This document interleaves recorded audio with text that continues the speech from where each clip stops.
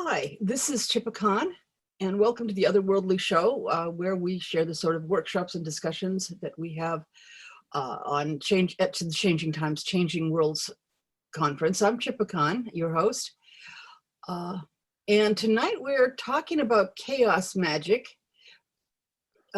because I realized recently that not only do I not know much about it, but a lot of people don't know much about it, and I keep seeing things on the internet about it. While looking into it a bit, I came across this paragraph in Deborah Lipp's book about the introduction to the occult. And she says, though chaos magic did not appear until the late 1970s, it is rooted in the theories and techniques of the artist and occultist Austin Osman Spare, who was an early member of the and there's three dots, which I always read as the therefore, therefore, I don't know if that's how they meant it. Chaos magic seems to strip away unnecessary dogmas and rituals from occult work, and it requires no specific magical tools. It is practical, concerned with achieving real world results and jobs, love, health, etc. And in chaos magic, there's a phrase, nothing is true, everything is permitted, from Hugh Urban. The origin of the phrase chaos magic isn't clear, but chaos is used to mean an ultimate cosmic source, not or entity, but not something chaotic. So, Henry, I'm going to ask you that if that is correct, or having just gotten that out of a book aimed at beginners, or is that essentially correct? Or I hope we'll learn more. It's the most simple way to put it, because there's nothing that's truly solid about it except for that, where it's about stripping away what you don't need and just using what works. Okay, so. And I think a lot of people who do magic do that. So I'm not quite sure what makes it. I have a quick question there, Henry. Then looking at it as chaos, from the perspective of somebody who looks, from Zen Buddhist sources and such, is this in any way analogous to the void, the source of everything? Not how I've heard it. A lot of people have brought that up, that they do think of it as in chaos as in the void, a force that people could perceive as chaos, or anything like that. But there was someone who got in touch with Ray Sherwin, who was one of the earlier names in chaos magic, who just straight up asked him, "Hey, what does the chaos in chaos magic mean?" And very short response, all he said was the unformed. So, yeah. All right. Well, that the void is the unformed, all potential, nothing manifest yet. All right. Good answer. Thank you. No problem. Well, I don't know. Have you been irritated, or do you guys just not worry about it when you hear people talking about chaos magic as it's a whole bunch of people who are petulant teenagers who aren't who have no discipline? It does annoy me a slight bit, but not too much where I'll stand around like brooding over it, because I think a lot of magicians start off that way, as just teenagers with no discipline, just trying to find out what it is, like what's going to work best for them on their path. Yeah, I have the people that I have spoken to who describe themselves as chaos magicians, and I'll admit that I probably, being old, don't end up talking to a lot of the young ones anymore, are likely to know a whole lot about ceremonial magic, about multiple disciplines, and seem to be quite there. They seem to be very disciplined and very they know a lot. It just, the difference between what I perceive from the outside and what I have seen from, you know, what people say about chaos magic, so different. That's why I said, you know, this would make a good show if we can clear up some of the misperceptions. That's kind of one of the things that Changing Times, Changing Worlds is supposed to do. So.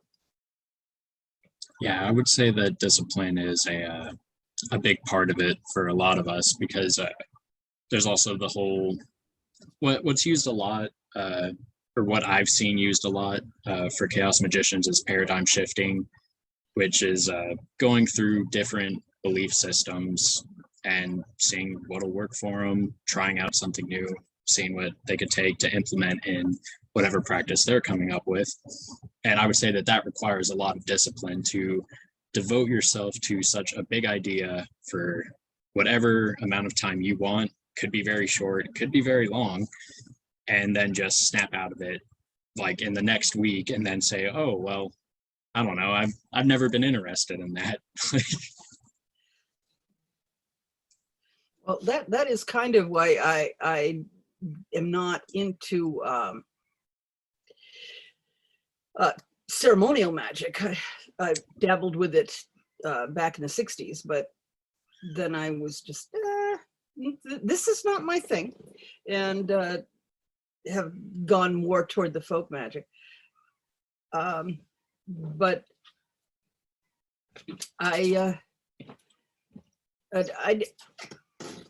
it does sound like it's kind of a build your own.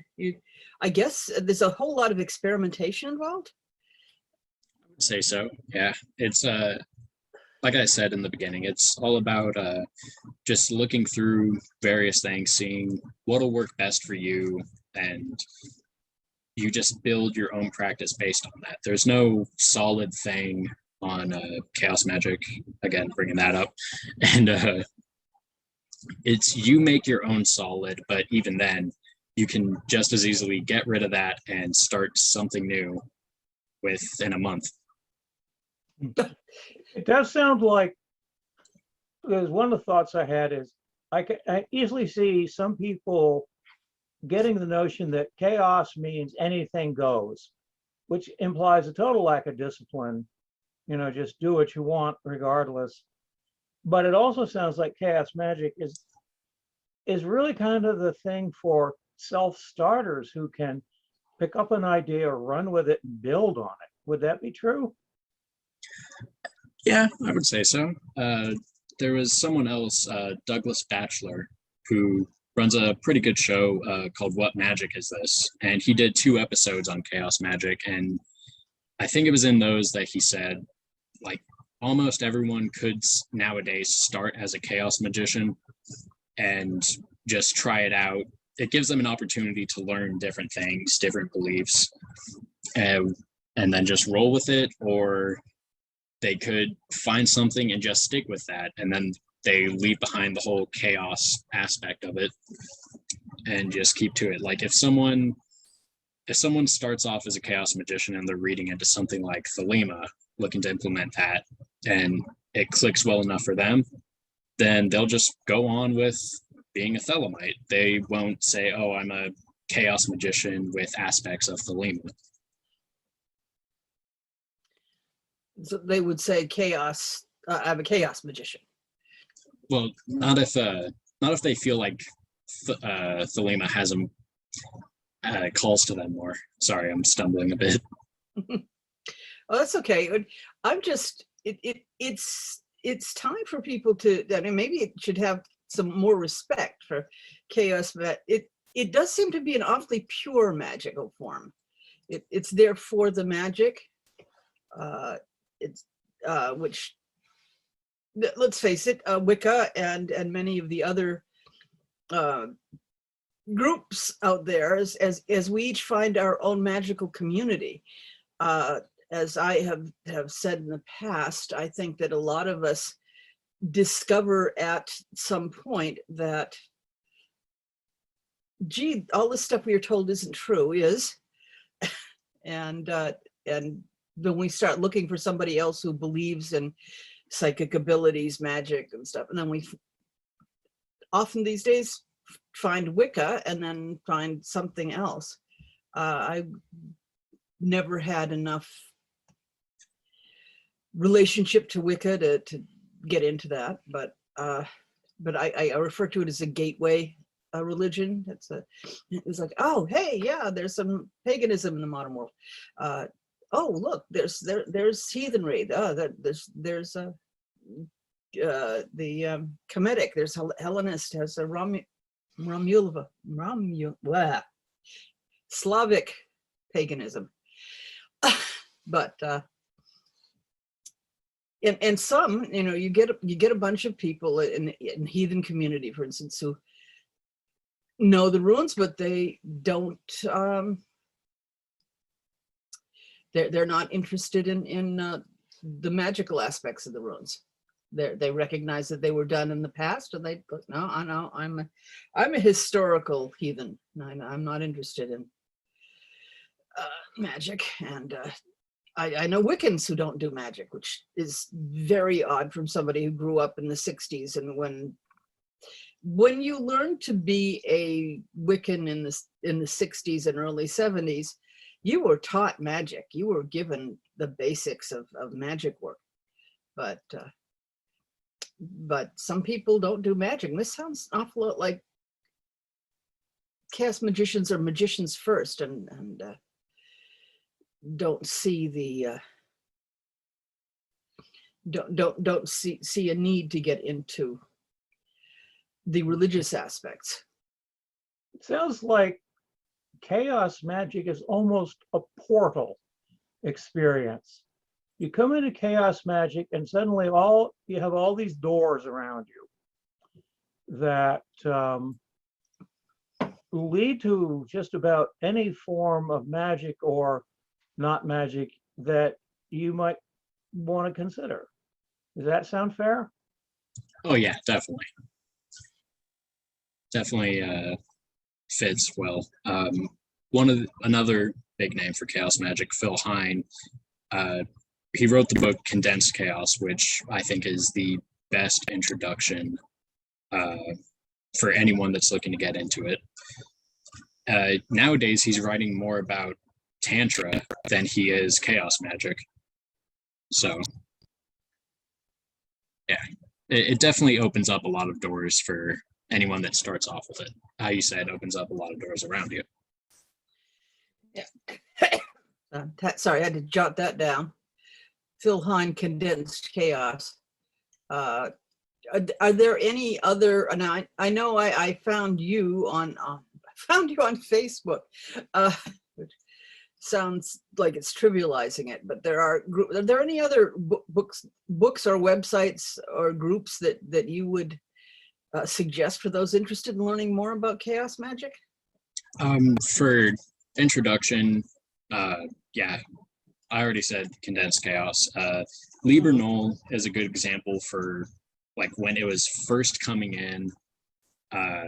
Like this is what was written down. Like, oh, you can use all these things. A lot of people, I've seen people call it the Bible of chaos magic, which I don't think is true because there's no set thing for it. It's just like, here's some tools that you could use. Yeah, Liber Null and Psychonaut. There's another site that's just chaosmagic.com. A lot of people there writing from the perspective of chaos magicians. A lot of them are. Again, sorry, I'm stumbling. Oh, that's okay. Most of us are. We are not hardly professional here. If you fall over, we'll pick you up. Don't worry. I appreciate that. But but it just seems important to me that we get an awareness of what chaos magic is from the inside, because there's a lot of people out there who are interested in the less ordered form of magic, less ordered. I live with one of my daughters, works a lot with Coyote and Loki, and personally, going back to popular culture, Babylon 5, which may be too old for some people, talked about the forces of order and the forces of chaos, and you can't move forward without having, some amount of chaos. And I've always thought that was a pretty good description, that you you need both. You need both order and you need chaos to be able to proceed forward. You can't have one or over the other. No. Although order is a lot more comfortable for many people. Pure order is stagnation. Without chaos, nothing can change. And we know the multiverse changes every second, millisecond, microsecond, whatever. Yeah, chaos is, well, not chaos, but change is the only thing that's constant. But we, as humans, sometimes change is the thing that we are most afraid of. I think, but we are looking at. Okay, now if I'm going to go back to what I've been trying to pick up this week, that chaos magic acknowledges no external reality. I'm not quite sure I understand that one very much, except that if you believe it, if it works, if you believe it enough so that it works for you, it's real. And so when you have two different people believing different things, each of them has something that works for them. So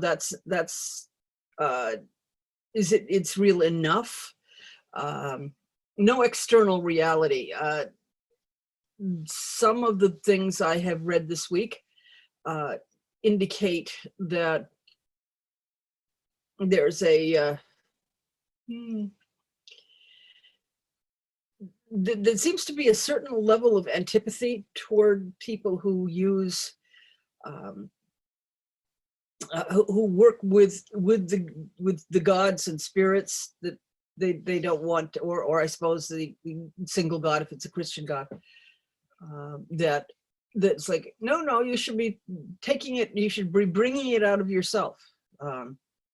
And I suppose if you are in a culture that is very monotheistic, then there's enough ambient belief around you that it's easy to tap into it. Do you have I got that wrong, or is it? No, it does work for some. How in the beginning there you mentioned there's nothing external, it's just whatever you happen to believe in that moment. Does go back to what I said earlier with paradigm shifting, is that let's say you want to work on something and you want to work with so and so from this culture, like whatever deity or god, goddess, whatever it is, and it works and you're like, all right, thank you. And then the next week you're looking to work into something different, so you'll turn to this one. And it's all about what's there in the moment. Like sigils are a big part of my practice, and this is personally just the way that I do it, is that I make it, charge it, and then afterwards I forget it. I completely deny the existence of what I just made, and I have it tucked away in a spot where if it needs a little bit more work, I can just easily pick it up, go back to it. But anytime outside of that, if someone asked me like, oh, did you make this sigil? I'd be like, no, I never did that. To me, it's all about what's there in the moment, what's there to work on. Well, Wow, it's interesting really because the control idea you that much is amazing. that of external reality, I go kind of sideways to that what most people think of as, when I say most people, I'm talking about like maybe 99% of all people, is actually an intellectual reality and possibly a slightly subconscious reality, but it isn't the real reality. So it is subject to change without notice, and you can change it like you change your clothes. So that seems to fit. Oh yeah, definitely. Henry in the chat mentioned, as for external reality, this would be hand in hand with postmodernism, which, yeah, definitely fits in well. There's a book that I've seen floating around called Postmodern Magick. I personally haven't read it yet, but might be something that a few others might be interested in. Yeah, of course, I will read almost anything. That's my perception, my way of doing. Patrick Dunn is okay. Another one to look for. That's trying to pay attention to everybody and read the chat. If you are paying attention to the audio and you want to listen to the chat later, there's 3 dots down at the bottom of the chat that allow you to save it at the end, but wait till the end so that you get all of it. Which will do people who are listening to this on YouTube no good whatsoever. But sorry about that. We'll try and put anything really important in the bits underneath there. Yeah, as I have been reading about it, I'm kind of wondering if maybe I might be a little bit of a chaos magician myself, because I'm of the, if it works, then it's real. Yeah. It's cool. But on the other hand, I mean, I've enjoyed watching sigil work. When I started looking at sigils, I saw the shall I say, medieval version, because in the early years, in the 60s and 70s, all we had were the old books. Yeah. And I mean, in case anybody doesn't have a good background, Austin Osman Spear was, he was born in the 19th century and he died in 56, in 1956, I should say, because many of the young people they're quite comfortable being 21st century people. And he was an occultist in the old schools. That was it's very cool to look at some of the old work, but he was a contemporary with Crowley and the early people with the OTO and the other things. Do you know what this AA? Yeah. What was that? What's that stand for? I believe it was Argentium Astra, Silver Star. Oh. Yeah. Okay.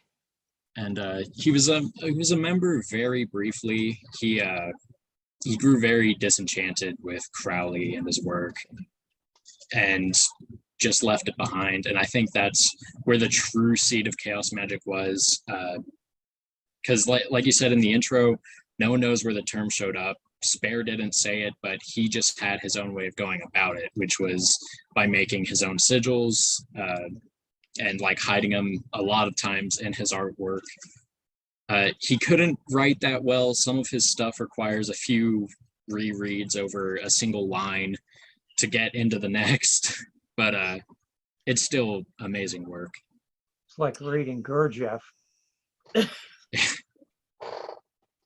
Yeah.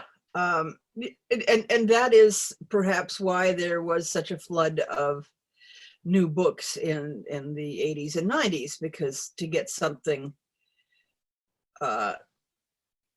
for, you know, that's more readable. I mean, you don't have to quite get down to what Cunningham wrote, but something that the average person can understand. You know, what was one of the first things I said is, do you have any books and websites to consult? Because apparently I like chaos magic and didn't know it. And but because I've avoided Crowley, and I have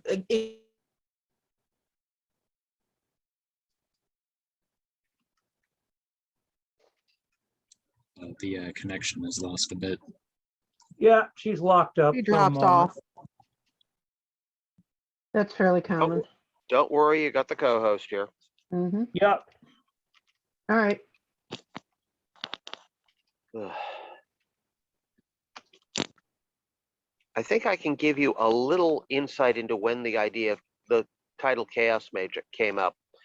That was something I heard Herman Slater mention in the early 70s when stuff was first being published. Indeed, I think that's where I got my original copy of Liber Null. Oh. Yeah, it's I'm unfamiliar with him. I haven't heard his name brought up, but He ran an occult store in New York City in the 70s, 80s, and finally it folded in the 90s when he died. I see. The Magical Child, originally the Warlock Shop when it was in Brooklyn. Yeah, that's what Angela in the chat said. Yep. Was Magical Child. The good old days. Just posted a link to chat for well, at least the Kindle version. There's a wonderful series of books out called Starships Mage. We're set in a high-tech future universe where starships run based on sigils that are they're first carved into the ship and then filled with silver by an expert mage. And the concept just sounded so fascinating. I got the first book for free. I haven't bought any of the others. It is a little bit odd to me, the whole Starships thing. The first time I saw it brought up, someone had recommended I check out, I forget the name. I think it was, I know that Starships was in it. Starships, A Prehistory of the Spirits by Gordon White. Someone, yeah, both of them just brought it up. It was, I was completely unfamiliar with it and was just like, oh, well, check this out, see how it is. And I was very confused. It's not something I'm very familiar with.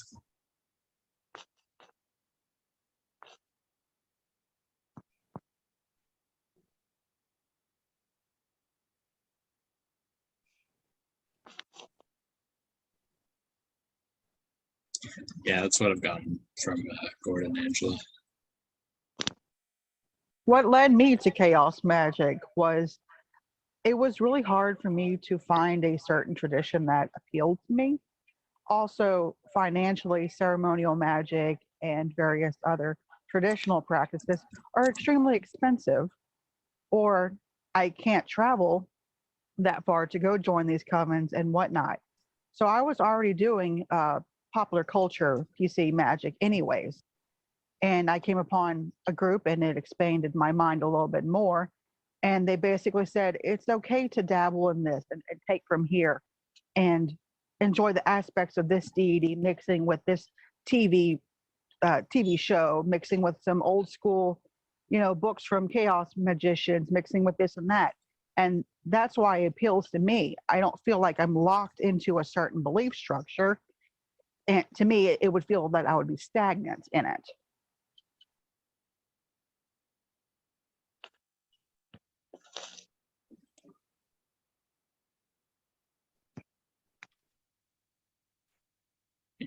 Yeah, it's that is similar to what initially drew me to it too, because money is a bit of a tight thing for my family. Always has been. I'm pretty sure always will be. So when I was first getting into magic and the occult, everything like that, and everything seemed so elaborate, and there's so much to do. Feather brought it up earlier.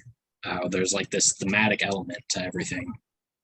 And then getting to chaos magic, where there isn't a whole lot. You can, whatever you have with you, you can just use that as much as you want. Like my bedside table at the bottom shelf is an altar, and it's not even that good of one, but it works well enough for me. So why not?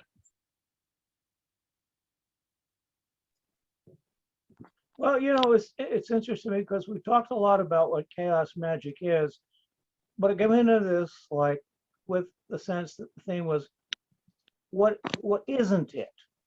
And I wonder if you want to talk about the concept of how do people get it wrong? The main way that I see people get it wrong is basically what was said in the beginning. Is a lot, or not in the beginning, but near it, where a lot of people see it as just teenagers with no discipline, just fooling around and seeing that's the most common misconception I've seen. That and people thinking that they are the authority on chaos magic, which, yeah, that's someone who's completely misunderstood it. I was going to say Is the there an authority on chaos anything? Yeah. Yeah. Sorry, that's a contradiction in terms. Yeah. Or people that are like, oh, you're doing chaos magic wrong. You should have done this instead of this. And it's just like, I don't really know if it matters that much. Just let me do it how it's supposed to be done in my eyes. Virgo, Yes. I just wanted to say I just noticed your picture, Tiamat and Spare, and I believe Isis. It is a spare piece. Yeah, oh, excellent. And is that the moon sigil he made? I'm old, I can't see it. Yeah, it's a bit low quality for me too. Let me check it. That's true, you get the big one, don't you? My bad. Yeah. Well, just when I was looking at it and y'all were talking about Spare, I just realized because I've read a few biographies of him, and of course he wasn't a very rich man whatsoever. And obviously his art, his magic, pen and paper, or imagination itself. And I think that's what inspired so many people later. yes, definitely. Ooh, Chipicon's back. Good. Yes. Welcome back. Yes, I am kind of an anti techno mage. Okay. But now I'm looking at the artwork that you're using there and looking at all the sigils on it, and see, basically I had looked at the lovely griffin and what I think is a self-portrait of Spear, and I love having the Wadjet off his eyes, and Hathor, I'm thinking, but they were into Egyptian, weren't they? That's the one on the cover of the book about his art, isn't it? I believe so. I could be wrong. I haven't seen much. I haven't picked up the book on his art yet. I've just seen what's out there on the internet floating around, and it's stuff that I've fallen in love with the minute I saw it. Good luck finding a copy for less than $400. Yeah, I saw that there was pocketbook of Osmond Sphere. It's like, oh, I could get that.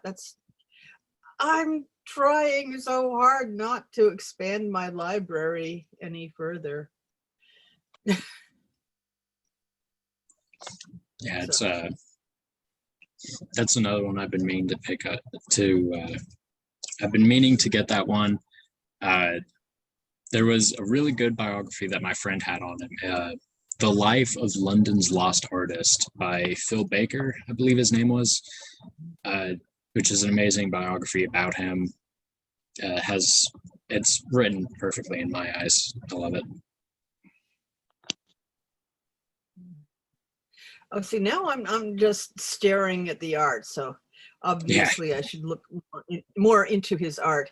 Yeah, you'll get stuck for a few.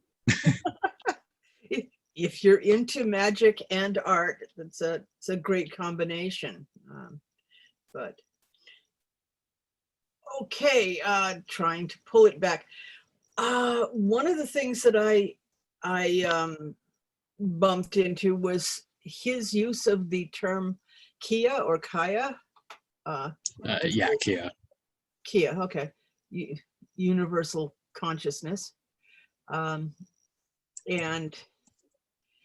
more on sigils. So you say you'll work with sigils. I'm not quite sure how one forgets one's done something. I can say, let's not think about it, but to.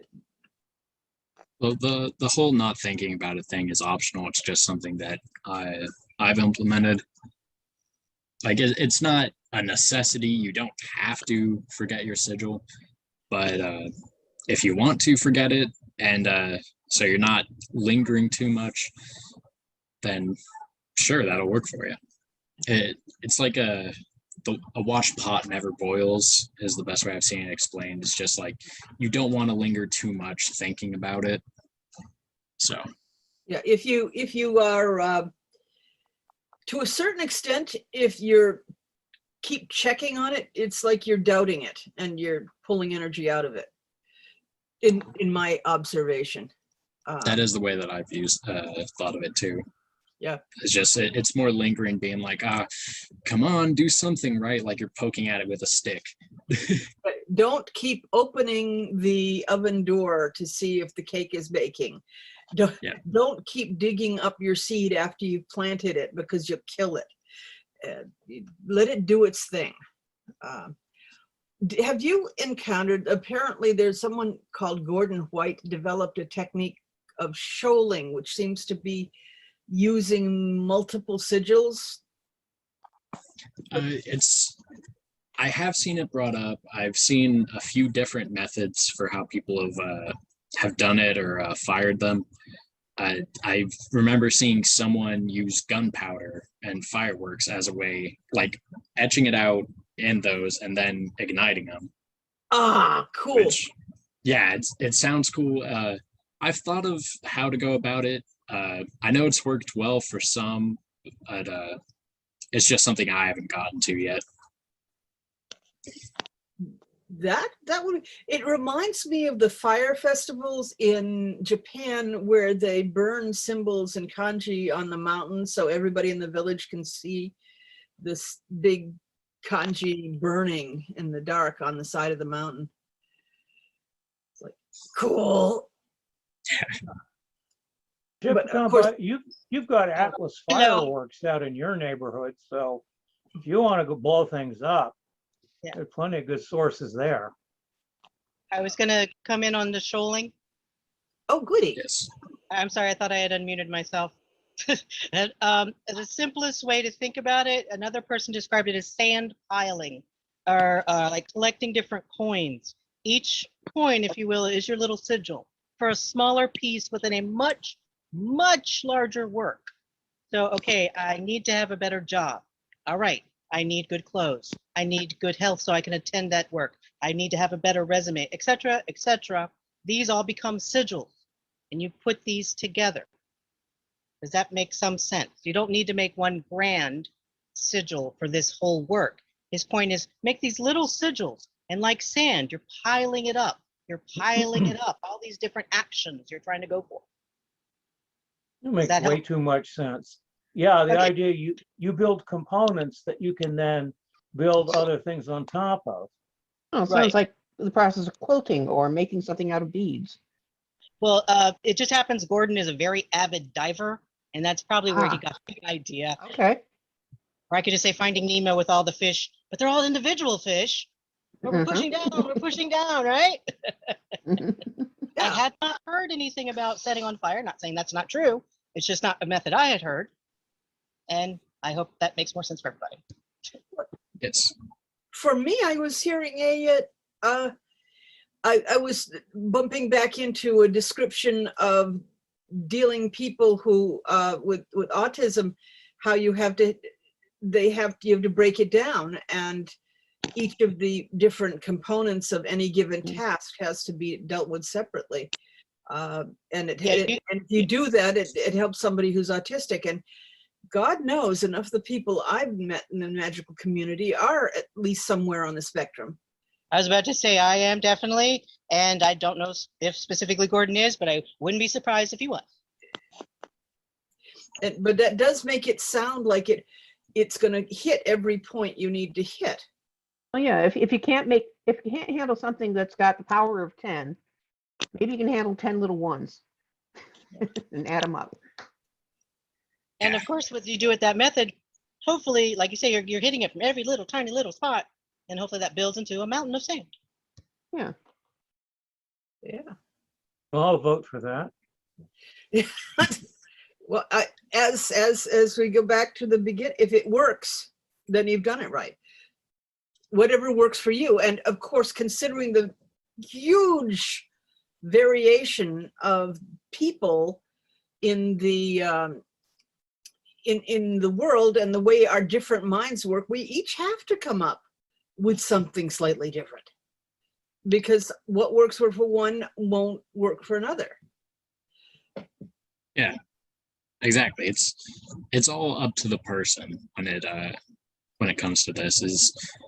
I've seen people who be like, oh, well, I'm really into using comedic stuff in my work, and then someone else would say like, oh, that didn't work for me, so I started using this and it worked a lot better. It's all up to the person and how they could get their results from it. And we haven't said it yet, but this really talks about free will, Oh yeah.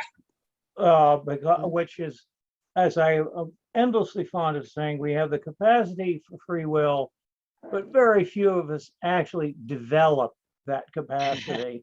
Yes. And the idea of having the confidence in yourself to look at a toolkit and decide what you want to build, not something everybody has. They'll look at the toolkit and say, well, what am I supposed to build? So, Yeah. As far as going to, for Virgo's input on the concept that it's an older one, but the belief is the tool going along with everyone saying the last 5 minutes or so. okay. I mean, because she was saying, what works for you, what connects to you. Your grandmother's favorite love song may just not be for you, but they're both love songs. Yeah. Yeah, that's a great point, Henry. Belief as a tool is possibly I use that a lot more than nothing is true, everything is permitted. Great quote, but I think when it comes down to it, belief as a tool, not an end game, is the better one to use.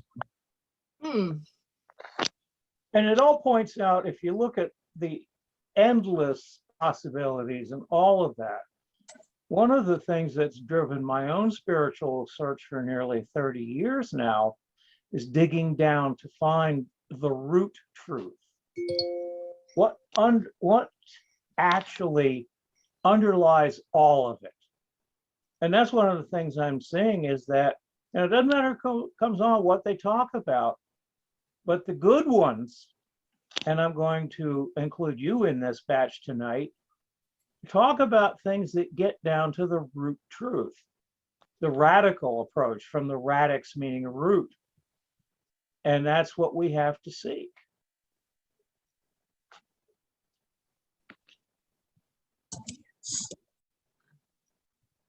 I'd never heard that radical goes from root before. That's cool.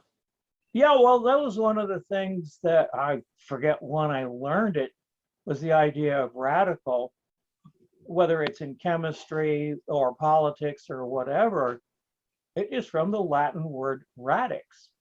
And a radical is someone who seeks the root of something.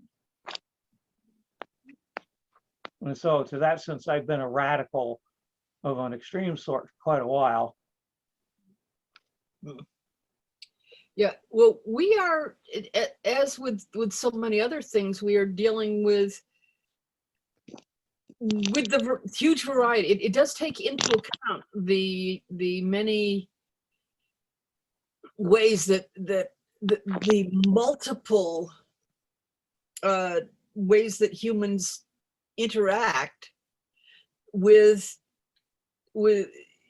the situations in which humans find themselves. We are all different. We have different cultures, you know, multiple ways of being.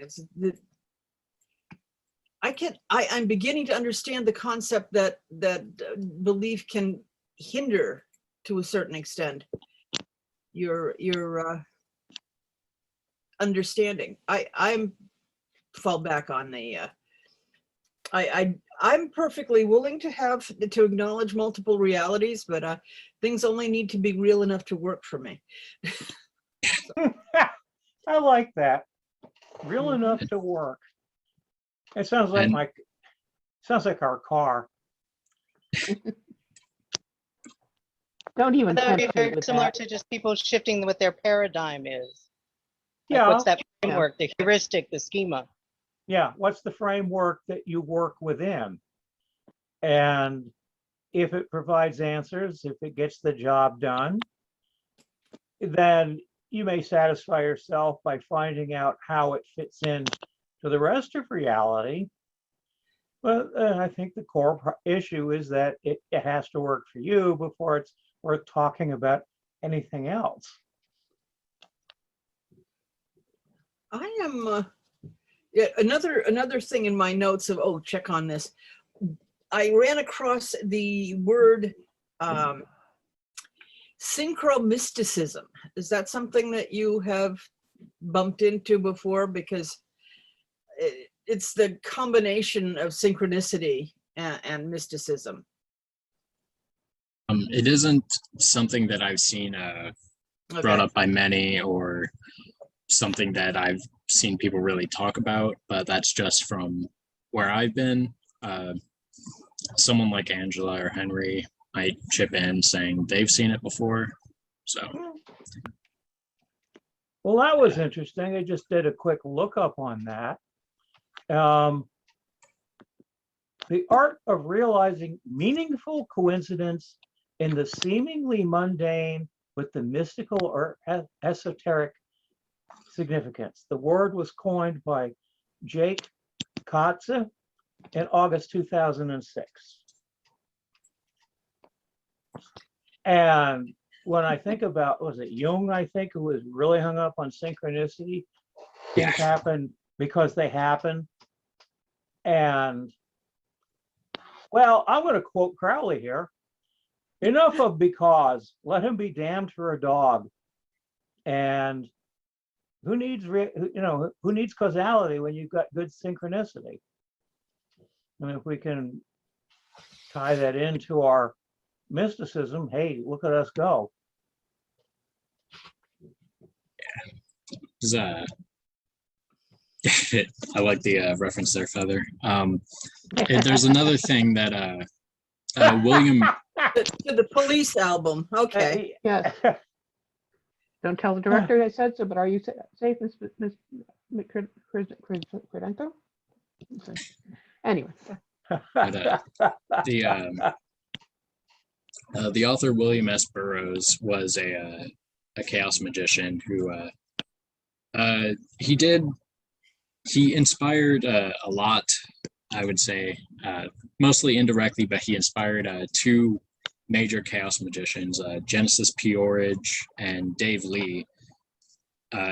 By using a lot of what he was doing in writing, they were applying it to magic with spell work and whatnot. Like using like he came up with a technique to curse people called the Playback Technique, which is something to get into. But the whole talk of synchronicity reminds me of a quote that he had, which is, in the magical universe, there are no coincidences and there are no accidents. Nothing happens unless someone wills it to happen. Which it's interesting to think, because it might, it might tie into the to synchronicities. Like maybe out there indirectly, something gets jumbled up enough to where it affects you, or who knows. Well, you know, that immediately makes me think about going sideways from synchronicity to random.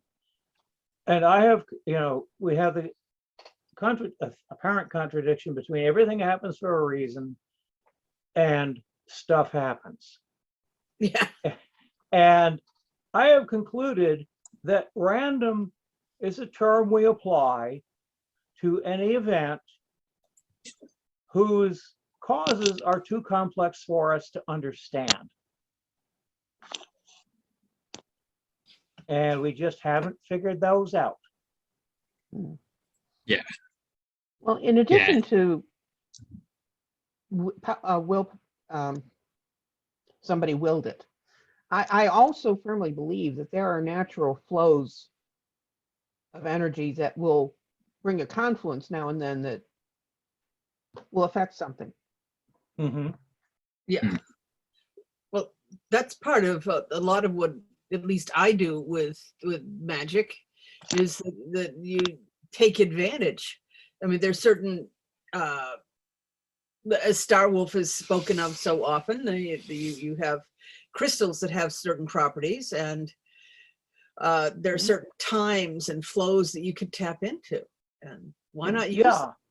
And sometimes you tap into them without realizing that they're happening, which is like the extremely improbable set of circumstances that led me to meet Featherstitch.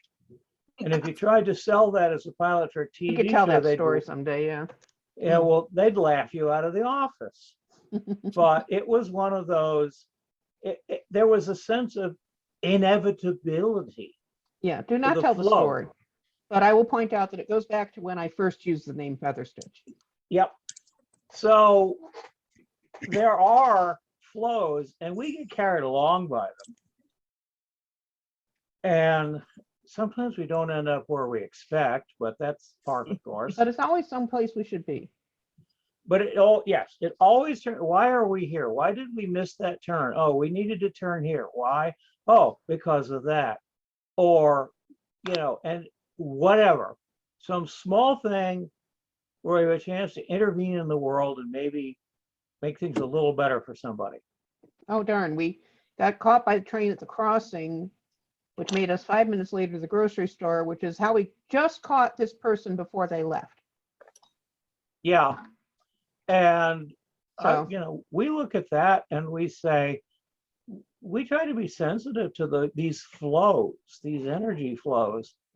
And since one of the great Zen images is that you're in this huge river and you can't do anything to change the river, but you can try to paddle in the right direction, and you can go with the flow to where you need to be. So yeah. Well, I think of the 911 when you had, there were 10,000 people that are ordinarily in that building, and because of 7,000 coincidences, there were a lot of people who weren't there, that just coincidence because of something that they had not not gone to work that day. they were late that day or something. It's just like, Well, yeah, that's there were a interesting lot that- of things flowing that day. Yeah, because I hadn't heard that business before about how unpopulated the building was. And, you know, I kind of relate to that because I was in those buildings. In fact, I was in that complex before it was totally completed. So the idea of how many people could have been in there. Well, on the day and on those 2 or 3 first days, the projections of how many dead there would be were much greater because of the number of people who were usually there, and then gradually they got it down to let's identify them, and they found like, wow, we lost 3,000. Isn't that horrible? You know. But I prefer to embrace the concept of there's a lot of variety out there. There's a lot of different influences, and we're all working on our in these combined threads of reality. I don't like the idea, for instance, that everybody who died of COVID was meant to. Like, excuse me, I think no. Well, yes, everybody who has died in the Iranian conflict or any of these freaking conflicts, it was meant. It's like, no, it wasn't meant. It was just shit happens. I'm sorry, I shouldn't say that on live, but No. Yeah. I'm more comfortable with a certain level of chaos, of randomness. Let's say randomness. Yeah. And cause and effect. I mean, yeah, there's a reason it's going on. It's because Putin's a madman. Mm-hmm. Just accept it. But and yeah, do it. but you could look at anybody, you know, and of course, as you very well know, you know, death is a particular subject of interest, and they died because they were meant to. What exactly does that mean? Yeah. Well, God made them so they were going to be cannon fodder someday. well, I think Yeah. about anybody who dies for any reason. You know, Yeah. somebody has a heart attack at the age of 53 and dies. Right. Were they meant to die? Well, maybe they were because they lived a lousy lifestyle and triggered it themselves. But I really file death into the category, you don't know when it's going to happen. You can't make it go away as a concept. So when it happens, you just got to deal with it. You and everybody around you. I'm going to just get Henry mentioned in the chat, and I had meant to ask and forgot about it. The cut up technique. This, Yes. does anybody want to mention to talk a little bit more about that, because it sounds interesting and I know nothing about it. It is very, very interesting. It's something that William Burroughs had come up with the help of Brian Gearson. I believe I mispronounced his name, but oh well. Where it was a technique for writing where basically you just take as many random words as you can. You could cut out parts of different books, throw them in a bowl, shuffle it around, throw it out, and then just rearrange the words and just use whatever you got. And he used it, Burroughs used it a lot in his books, to the point where there was one that there was entire sections that were taken from previously published books that weren't even by him. Like these were pre-existing characters that he had just taken. And someone like Dave Lee, who wrote one of my favorite books on the, on his practice, I probably worded that wrong, but it's Dave Lee's whole practice laid out in the book, Chaotopia, Ecstasy and Sorcery in the Fifth Aeon. He brings up using the cut-up technique as you could use it for a love spell. You could just take 2 pictures of 2 random people and just glue them or tape them together and see if that'll work. You could use it to get rid of something. If a business has gone against you too many times, you could take a picture of the street and just cut out where that building is, and then fold the picture together again, just so it'll look the same just without that. Sounds like a slightly destructive form of bibliomancy at one level, yeah. or gonzo magic at another Yeah. level. Yeah, Fascinating. definitely say that. Yeah, that rings, right? Okay.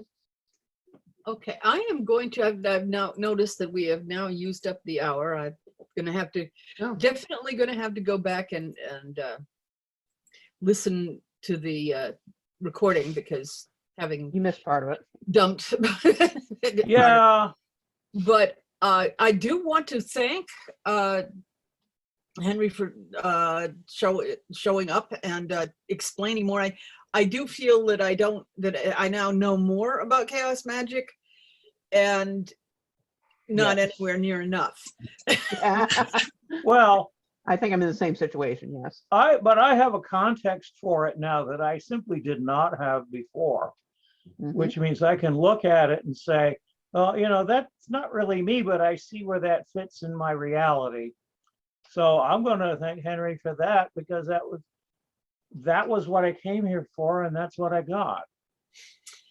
So anyway, thank you, and thank everybody for coming. Do tell your friends that it's going to be available at the in a day or so when it gets up on YouTube. Mhm. And I appreciate everybody for coming. And what do we let's see, next week? I think it may be Jane and Norse magic, but okay, but Okay. that since once they hit YouTube, you can watch them out of order, so it doesn't make any difference. Yeah, so thank you all for being here, and we will end the tonight's show.